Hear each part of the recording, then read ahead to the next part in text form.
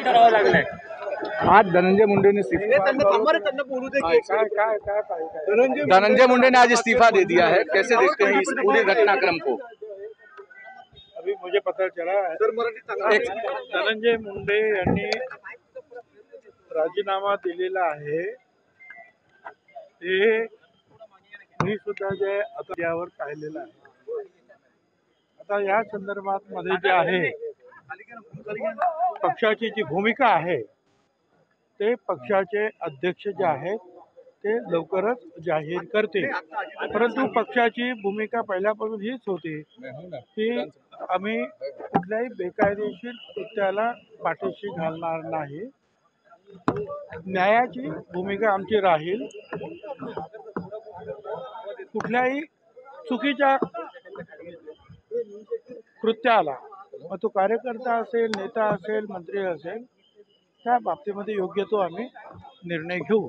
पण एक लक्षात घेतलं पाहिजे की यामध्ये धनंजय मुंडे यांनी नैतिकतेला धरून राजीनामा दिलेला आहे। एकूण जे आपण वर्तमानपत्राने तुम्ही जे आम्हाला दाखवता सांगता त्याच्यामधून हे बरोबर आहे की कोणी वाल्मिक कराड आणि त्याचे ते काही लोक जे आहेत त्या लोकांनी हे अतिशय निर्घृण असं म्हणजे बघवत नाही अशा काही गोष्टी ज्या केलेल्या आहेत, दुष्ट प्रवृत्ती जी आहे, हे बरोबर आहे। आता याच्यामध्ये धनंजय मुंडेचा किती संबंध आहे हा महत्त्वाचा मुद्दा आहे। पण ते काही का असेल ना, त्यांच्यावर होणारे जे आरोप पाहून त्याने स्वतःहून नैतिकतेला धरून तो राजीनामा इस्तीफा दे दिया है।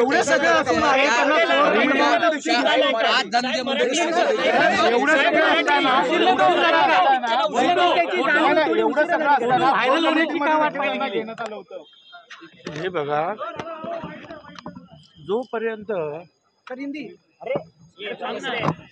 जोपर्यंत निश्चित काही गोष्टीच्या त्याचा उलगडा होत नाही तोपर्यंत ते मंत्रिपदावर त्यांना ठेवणं भाग होतं आणि त्याप्रमाणे ते ठेवलंही होतं। आणि जर ते मंत्रिपदावर योग्य असतील तर कोर कमिटीमध्ये सुद्धा त्यांना घेणं काही चुकीचं अजिबातच नव्हतं। आणि आता पुन्हा मी एकदा सांगतो की धनंजय मुंडे यांनी नैतिकतेला धरून राजीनामा दिला आहे। त्यांचा त्याच्याशी काय संबंध आहे हे अजून पोलिसांकडून कोणीही कोर्टामध्ये कुठेही काही स्पष्ट झालेलं नाही।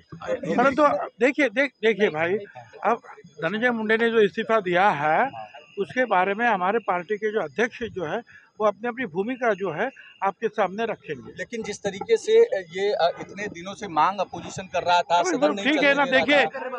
देखिए मैं अपोजिशन को गलत नहीं कहूँगा, मगर ये ऐसे जो इल्ज़ाम कई बार जो लगाए जाते हैं जिसमें जो है अगर वो आदमी का कितना उसमें जो दुष्कृत्य है उसमें उसका हाथ कितना है, उसका सपोर्ट कितना है, क्या है, कुछ भी तो मालूम नहीं है। और आज भी जो है कोर्ट में जो कागजात दाखिल किए गए हैं उसमें डायरेक्ट ऐसा कोई संबंध जो है धनंजय मुंडे के साथ नहीं दर्शाया गया है, मगर धनंजय मुंडे ने जो है अपने नैतिकता के आधार पर उन्होंने इस्तीफा दिया है, जिसका जो है हमारे पार्टी ने जो स्वागत किया। ओबीसी संघटना म्हणतायत की धनंजय मुंडेंचा राजीनामा घेतला तर आम्ही विधान भवनाला घेराव घालू। तुम्ही सहमत आहात? चला पुढे